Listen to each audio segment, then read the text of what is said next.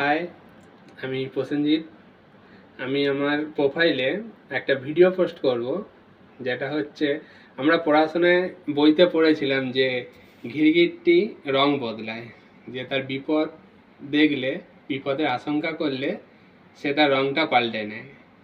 ঠিক আমিও তাই এই ভিডিওটা পোস্ট করছি যে আমিও আজকে একজনকে দেখাবো যে ও তার কথা কিংবা তার রংটা পাল্টে নিয়েছে, ঘুরিয়ে দিয়েছে। তার আমার তো কোনো জানা নেই যে ঘিরগিট্টি ছাড়া আর অন্য কোনো প্রাণী রং বদলায় কিনা।